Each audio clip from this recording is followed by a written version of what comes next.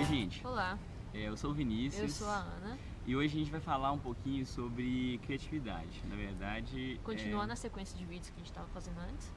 a gente vai falar um pouquinho sobre isso.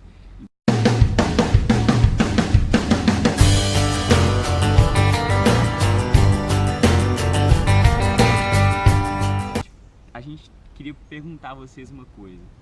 Vocês acham que existem pessoas que já nasceram criativas e por isso vão trabalhar com trabalhos excitantes dos criadores e outras que, por outro lado, nasceram com zero criatividade, por isso vão ter que trabalhar com as mesmas coisas todos os dias, repetitivo, e não só trabalhar, mas receber os problemas de forma diferente e tal?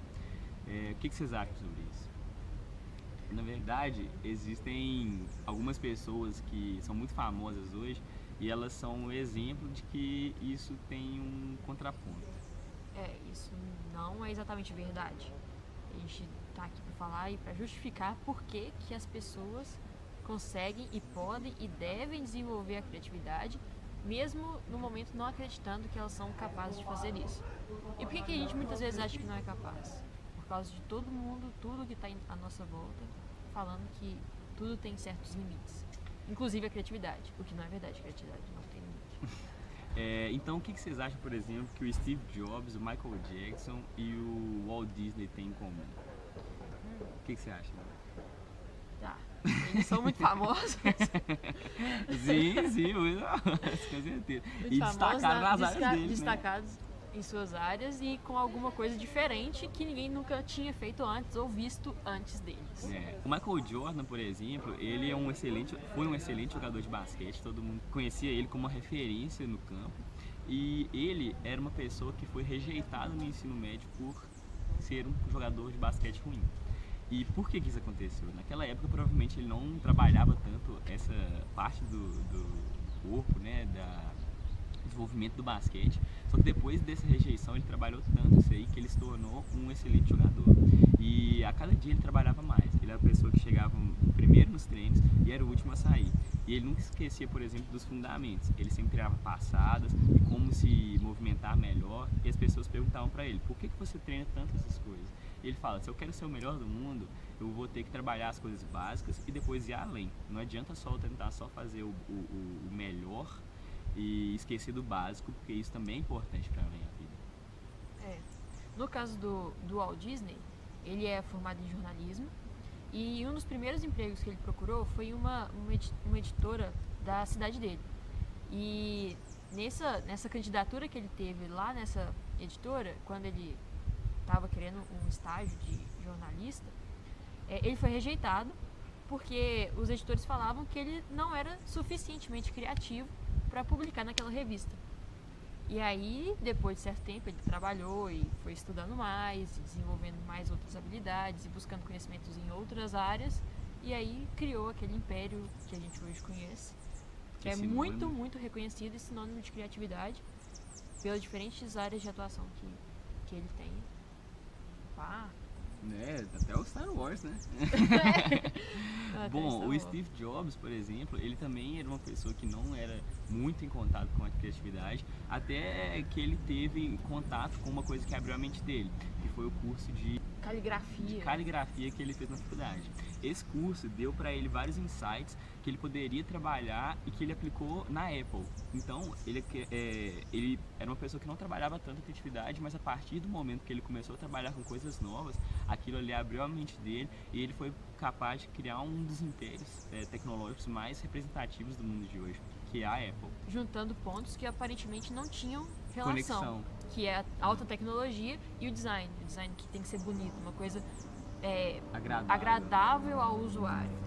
E essa agradabilidade foi desenvolvida a partir desse conhecimento diferente da área dele. Bom, e o último das pessoas que a gente pensou que seria legal mostrar para vocês é o Michael Jackson.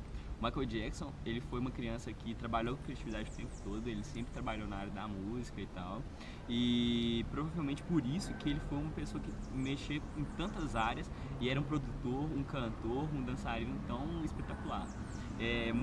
Poucas pessoas sabem que ele, além de cantor e dançarino, também atuava na produção e no desenvolvimento de seus shows e trabalhava também na coreografia que ele ia fazer. Isso tudo permitiu ele um potencial criativo muito, muito, muito grande. Por exemplo, Sabe aquele sapato que ele usa? Esse daqui?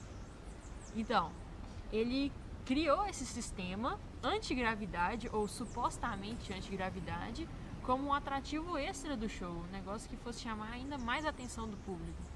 E isso deu a ele uma patente. Ele criou uma patente com esse sapato. E é um sapato ou uma aplicação do conhecimento que ele não era nada a ver voltado. Ele não tinha formação em física ou engenharia mecânica, sei lá, não. nada. Ele era simplesmente uma pessoa criativa que queria resolver problemas que ele tinha de forma criativa também. Então ele pensava fora da caixa. Pois então, isso que a gente está falando aqui é para mostrar para vocês que qualquer pessoa pode desenvolver sim a criatividade.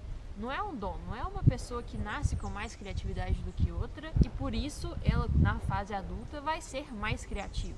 Não. Na verdade, todo mundo tem o poder e a capacidade de desenvolver a habilidade criativa ao longo dos anos. Por exemplo, existem dados que falam que 98% das crianças até os 5 anos de idade são altamente criativas. Esse número se reduz para 30% aos 10 anos de idade. E por que isso acontece?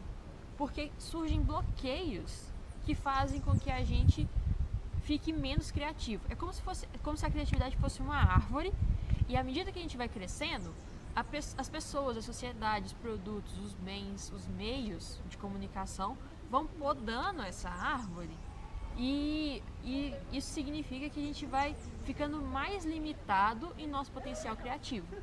Agora, se a gente começa a perceber esses bloqueios e trabalhar de forma a minimizá-los ou até mesmo buscando formas de ser mais criativo, ao invés de podar essa árvore, a gente pode plantar orquídeas, né?